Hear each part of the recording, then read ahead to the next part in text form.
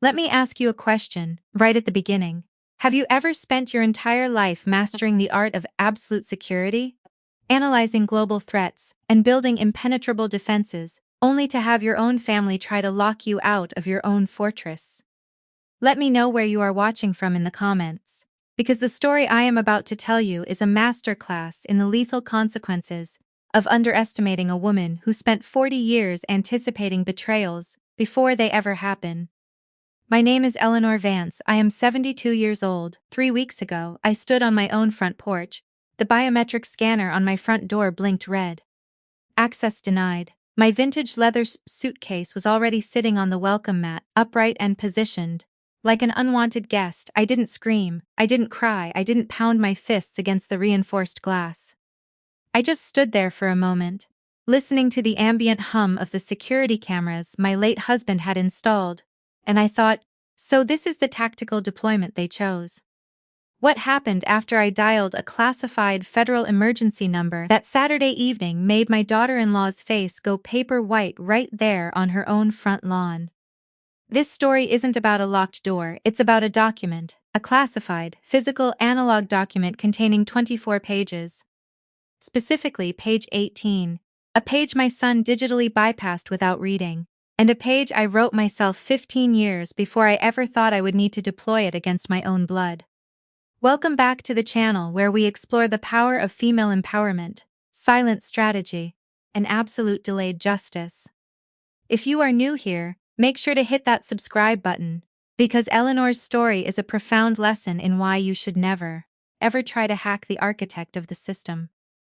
I spent 38 years as a senior intelligence officer and cybersecurity director for the Department of Defense, and started as a junior cryptanalyst in 1984. Working in windowless subterranean rooms, and I retired as the woman who drafted absolute security protocols for digital asset protection at the highest levels of the federal government.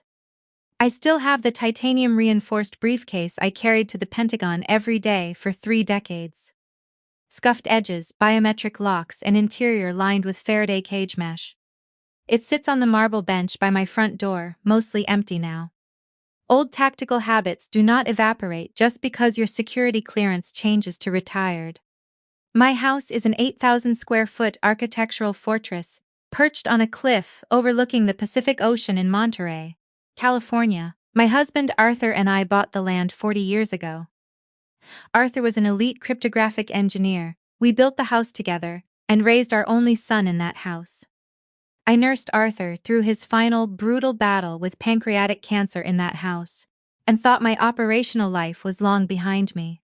The midnight briefings, the emergency countermeasures, the careful, paranoid architecture that keeps digital empires from being torn apart by hostile actors. I thought I had traded all of that for a quiet retirement watching the Pacific waves, and was wrong. That career was not behind me at all. It was about to save my autonomy one final time. Arthur died 5 years ago. He was a brilliant, methodical man, the kind of husband who updated our firewall algorithms before bringing me my morning espresso. He was gone in 6 months. I was 67. Arthur left me exceptionally well fortified. The Monterey estate alone is currently valued at $7.5 million. Add his massive portfolio of early-stage cybersecurity patents, his life insurance, and our offshore diversified trusts, and you land on a staggering number. $12.5 million. Unencumbered, liquid. I didn't obsess over that number, it sat in encrypted offshore accounts, doing what capital is designed to do, compounding in the background of a well-structured life. My daughter-in-law, however, started saying that number out loud, at family dinners. Not immediately, it materialized slowly, the way a malicious virus subtly probes a firewall before executing a breach. A casual comment here about generational wealth transfer. A strategic observation there about when the time comes to optimize the assets. 12.5 million became a phrase she utilized the way other people discussed the weather. I noticed I have spent my entire adult life noticing when variables shift, when the baseline behavior of a target begins to deviate, and just didn't execute countermeasures soon enough. My son Harrison is 45. He is the chief operating officer of a mid-tier Silicon Valley tech firm. He spends 3 weeks out of every month on aggressive venture capital roadshows. And was always my compliant child, my easy child. For a long time I mistook his compliance for integrity. Harrison is a man who naturally avoids friction. He agrees with whoever is in the room, and smooths over conflict by simply capitulating to the loudest voice. At his father's secure, private funeral, Harrison thanked every single attendee by name, ensuring no one felt the crushing weight of the grief. I used to categorize that as kindness, and failed to analyze the structural weakness it created. Harrison married Chloe 9 years ago. She was 36 when this operational failure occurred. Warm upon initial contact, sharply observant, and terrifyingly ambitious. Chloe brands herself as a digital wellness and high-net-worth lifestyle architect. She operates a social media empire with 250,000 followers, focused on curating boundaries and managing toxic family dynamics. I tolerated her in the beginning. I saw a daughter-in-law who maintained intense, unblinking eye contact and asked far too many detailed questions about my encrypted trust architecture. I categorized it as generational financial transparency. 3.5 years ago, shortly after Arthur's funeral, Harrison and Chloe suggested they temporarily relocate to my Monterey estate. To provide a support vector, Eleanor. Chloe stated smoothly, standing in my hyper-modern kitchen with a designer overnight bag. You shouldn't be isolated right now. I was grieving the architect of my life. My operational defenses were lowered. I authorized the entry. Slowly, the estate began rearranging itself around her parameters. My antique mahogany reading chairs were relocated to the storage bunker. Her massive ring lights and broadcasting equipment materialized in the sunroom. And her video content subtly at first began to feature me. Just optimizing my mother-in-law's digital footprint today. The captions would read, "Ordinary moments weaponized into digital content."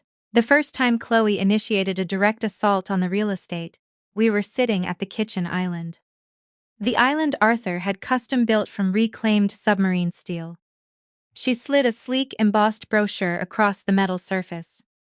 The Elysium Vanguard, a luxury hyper-secure assisted living facility in Napa Valley.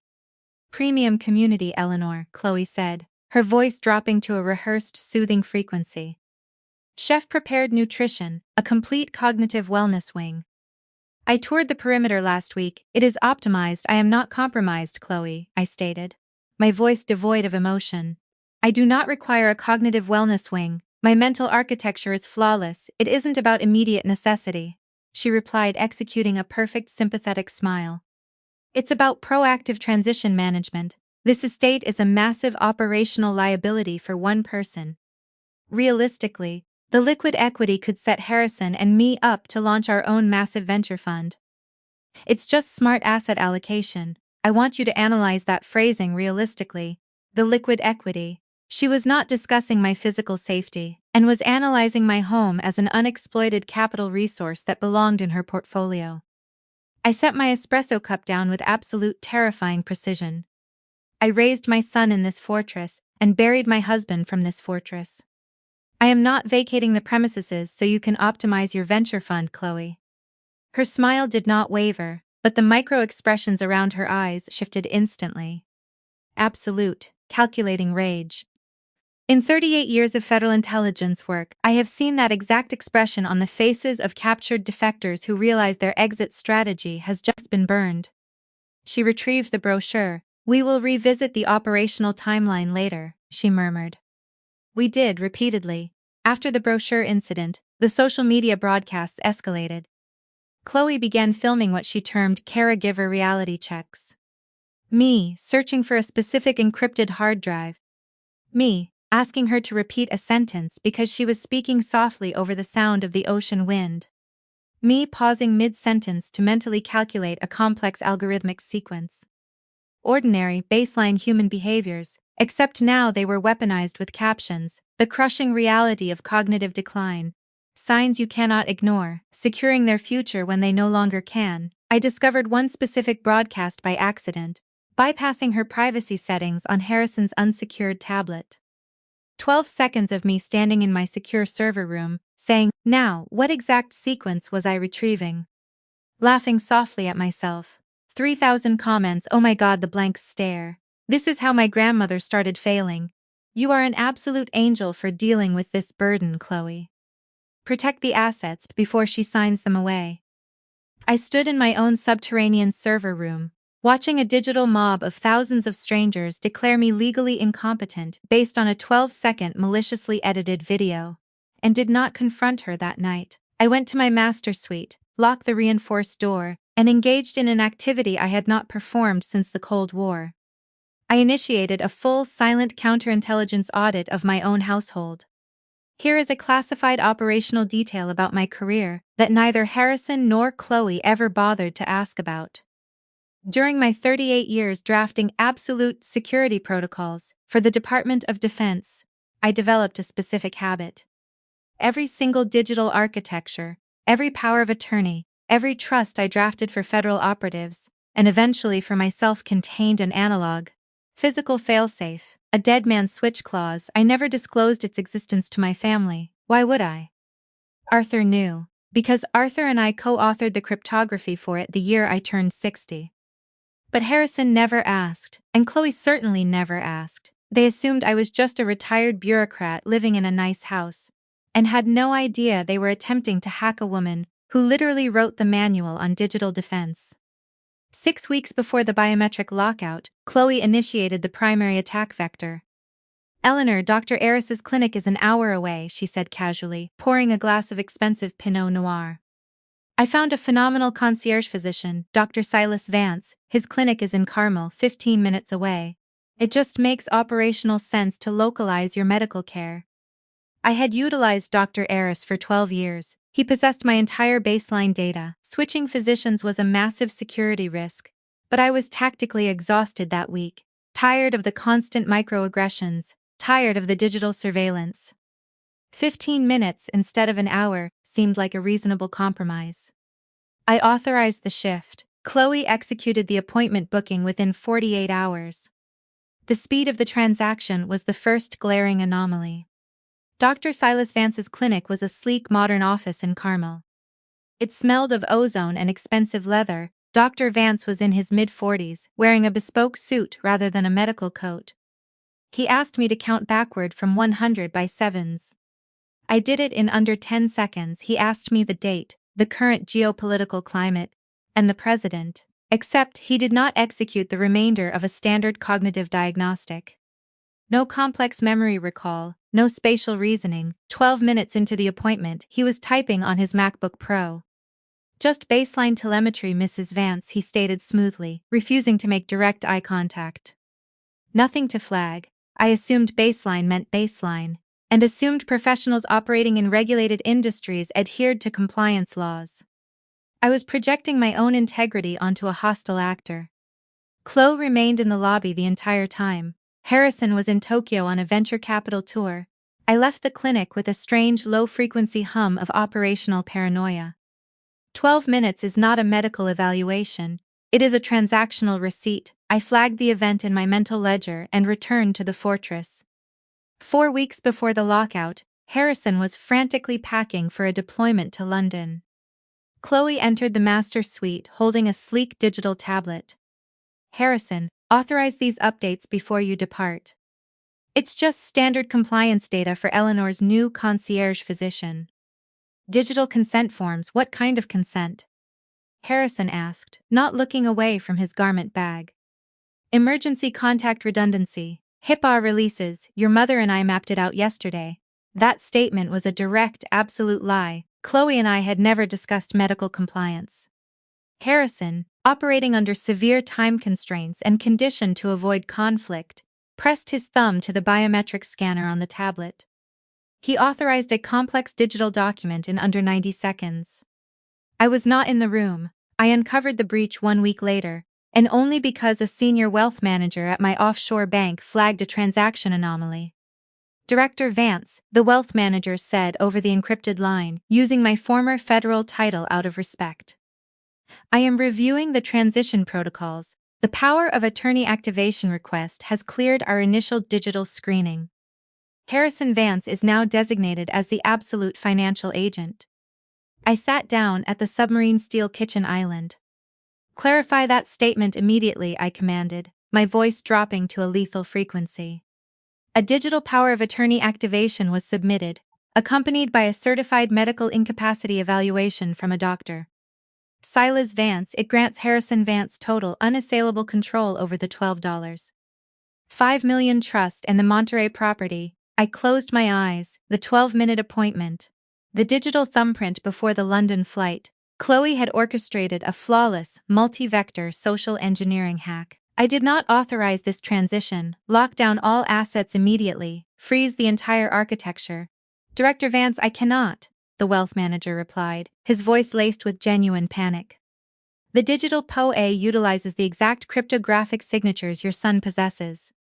It is legally binding until contested in a federal court. I terminated the connection. I did not panic. Panic is a luxury for people who do not possess countermeasures. I walked to the marble bench in the foyer. I inputted a 12-digit biometric sequence into the titanium briefcase. It hissed and unlocked. I bypassed the false bottom, revealing a lead-lined compartment. Inside was a 24-page physical document, printed on archival acid-free paper. No digital footprint, no cloud backup, analog, the Absolute Asset Protection Protocol.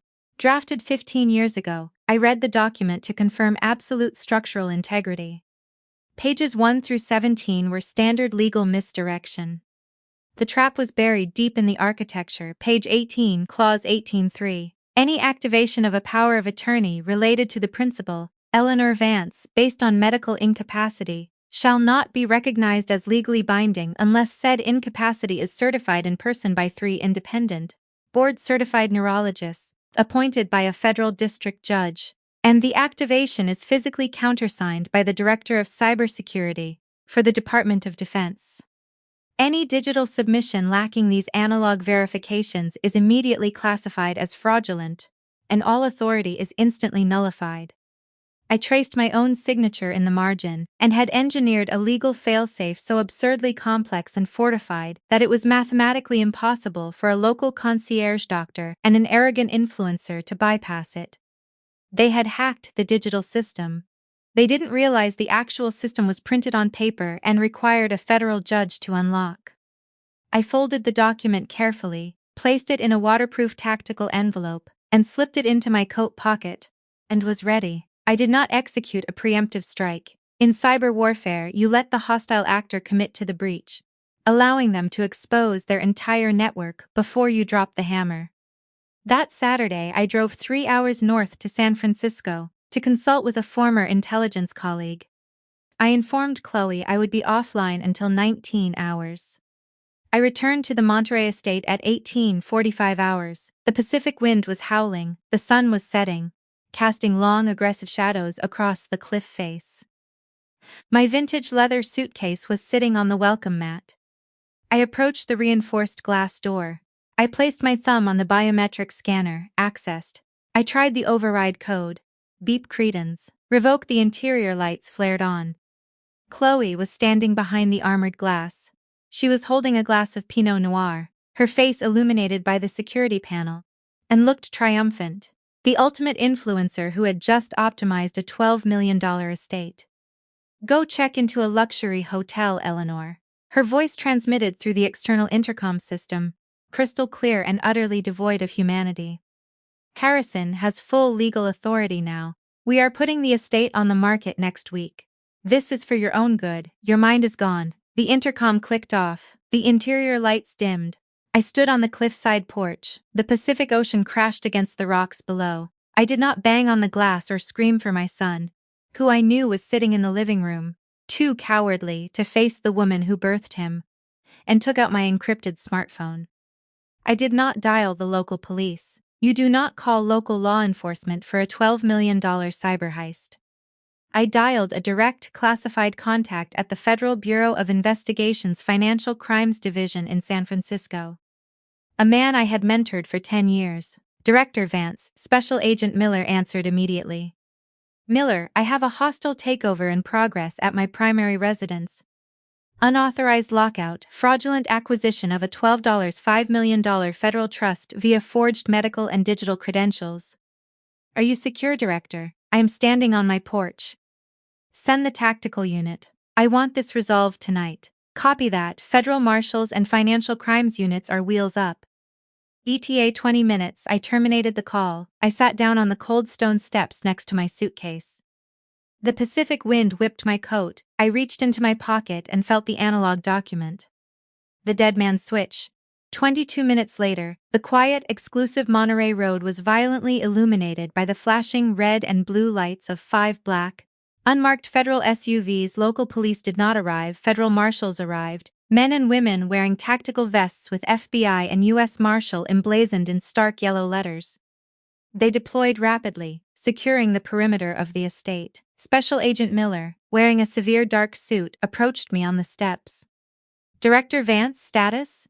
The hostile actors are inside. They have revoked my biometric access. Agent Miller walked to the armored glass door and slammed his fist against it. Federal Bureau of Investigation, open the door or we will breach. The interior lights blazed on immediately. I saw Harrison run into the foyer, his face drained of blood. Chloe followed him, her wineglass shattering on the hardwood floor as she saw the sheer volume of federal firepower on her lawn. Harrison scrambled to manually override the lock. The heavy door swung open. What is happening? Harrison stammered, his eyes darting between the armed marshals and my calm silhouette. Mr. Vance, Agent Miller stated, his voice absolute zero. We are responding to a federal fraud in progress regarding the unauthorized seizure of a $12 million trust. Chloe stepped forward, her influencer persona trying to reassert control. Officers, there is a misunderstanding. She is suffering from severe dementia. My husband has full legal power of attorney. We had to lock her out for her own safety. I have the digital documents on my tablet right now. She held up the sleek silver tablet, the digital weapon she had used to steal my life. Agent Miller looked at me, Director. I walked up the steps, past the federal agents, and stood in front of the woman who had tried to erase me, and reached into my coat pocket. I pulled out the heavy analog 24-page document. I spent 38 years drafting absolute security protocols for the United States government. I said, my voice echoing over the sound of the ocean. Let me show you how a real firewall operates. I handed the document to Agent Miller. Page 18, read it aloud. Agent Miller turned to the page, his eyes scanned the text, and a slow, terrifying smile spread across his face. He cleared his throat. Clause 18.3. Any activation of a power of attorney shall not be recognized as legally binding unless certified in person by 3 independent, board-certified neurologists appointed by a federal district judge, and physically countersigned by the Director of Cybersecurity for the Department of Defense. Any digital submission lacking these analog verifications is immediately classified as fraudulent, and all authority is instantly nullified. Miller looked up at Chloe. A 12-minute telehealth call with a corrupt concierge doctor does not meet this threshold. Ma'am, I stated smoothly, which means your digital power of attorney was void the millisecond it was generated. Which means you just locked a federal intelligence officer out of her own property. That is a federal offense. Chloe stared at the analog pages, her mouth opened and closed like a dying fish. That's impossible. We submitted the digital forms. It cleared the bank. You hacked the front end, Chloe, I whispered, leaning in close. You forgot to check the source code. Harrison collapsed against the doorframe, gripping his hair. I didn't read it, Mom, I just scanned my thumb. She said it was emergency contacts. I didn't know. I know you didn't, Harrison, I replied, feeling a profound, crushing disappointment. You never read the code, and just agree with whoever speaks last. Agent Miller turned to the marshals. Secure the tablet. It is now evidence in a federal wire fraud investigation. He looked at Chloe, who was hyperventilating, her curated life disintegrating in real time. Ma'am, you are being detained for questioning regarding conspiracy to commit wire fraud and the unlawful lockout of a legal property owner. A female marshal stepped forward, gripped Chloe's arm with brutal efficiency, and escorted her down the driveway toward the black SUVs. Chloe didn't scream. She was in absolute, catastrophic shock. Harrison stood in the doorway, tears streaming down his face. Mom, please pack a bag, Harrison, I said, stepping past him into my own flaws voyage. You have 30 minutes to vacate my fortress. The aftermath of that Saturday night was absolute, brutal, and documented in federal court records. Dr. Silas Vance, the concierge physician, who performed the 12-minute telehealth evaluation, was indicted on multiple federal charges of wire fraud and conspiracy to defraud a vulnerable adult. The FBI seized his servers and discovered he had executed identical fraudulent evaluations for 11 other high-net-worth families in California. He lost his medical license permanently and is currently awaiting sentencing in a federal penitentiary. His expedited wellness clinic is now a vacant commercial property. Chloe's digital empire imploded with catastrophic speed. The moment the federal indictment became public record, the exact nature of her caregiver reality checks was exposed. Someone leaked the unedited footage of her attempting to coerce my digital signature. Her 250,000 followers vanished in days. Her brand sponsorships were instantly terminated. The woman who built a career on curating boundaries is currently facing 5 to 10 years in a federal prison for violating the ultimate boundary, attempting to steal a $12.5 million estate from a federal intelligence officer. Harrison separated from Chloe immediately after her arrest, though it did not save his career. When the FBI executed search warrants on his personal devices, his tech firm's board of directors panicked. He was forced to resign as COO within 48 hours to protect the company's stock valuation. He currently lives in a small rented condominium in San Jose. He calls me every Sunday, I answer, but the conversations are brief. A breached firewall takes decades to rebuild, if it ever can be. As for my $12.5 million estate, it remains utterly impenetrable. I filed the analog 24-page document with a new vetted firm of federal litigators. The assets continue to compound in the background. The biometric locks on the Monterey house have been upgraded. My titanium briefcase sits in my study now, where Arthur would have wanted it. It isn't a weapon anymore. It is simply a place where absolute security is maintained.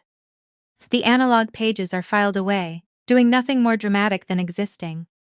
Because sometimes, existing with absolute, unassailable documentation is the most terrifying countermeasure you can deploy. I think about Chloe's arrogance often. The assumption that because something is digitized, it is absolute. The lethal mistake of skipping the analog fine print.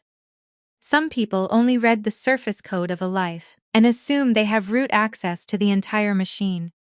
The architecture of true power is never digital. It is inherently analog, built upon the unyielding foundations of precise documentation, absolute paranoia, and the cold, terrifying certainty of multi-factor cryptographic authorization.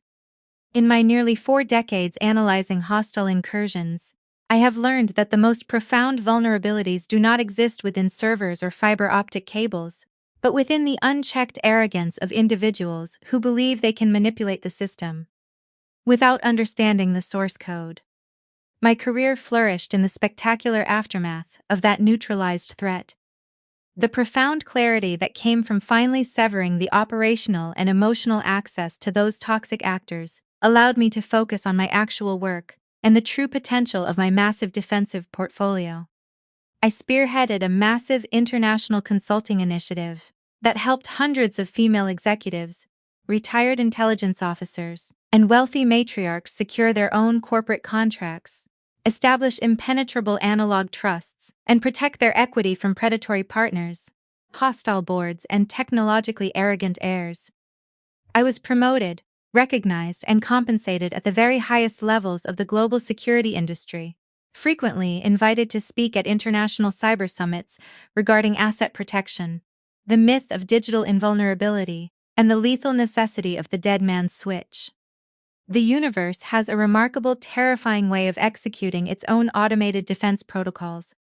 You just have to be patient enough, resilient enough, and operationally prepared enough to let the mathematics of justice compile and execute perfectly. The architecture of true power is never digital. It is inherently analog, built upon the unyielding foundations of precise documentation, absolute paranoia, and the cold, terrifying certainty of multi-factor cryptographic authorization. In my nearly 4 decades analyzing hostile incursions, I have learned that the most profound vulnerabilities do not exist within servers or fiber optic cables, but within the unchecked arrogance of individuals who believe they can manipulate the system without understanding the source code. My career flourished in the spectacular aftermath of that neutralized threat. The profound clarity that came from finally severing the operational and emotional access to those toxic actors allowed me to focus on my actual work and the true potential of my massive defensive portfolio. I spearheaded a massive international consulting initiative that helped hundreds of female executives, retired intelligence officers, and wealthy matriarchs secure their own corporate contracts, establish impenetrable analog trusts, and protect their equity from predatory partners, hostile boards, and technologically arrogant heirs.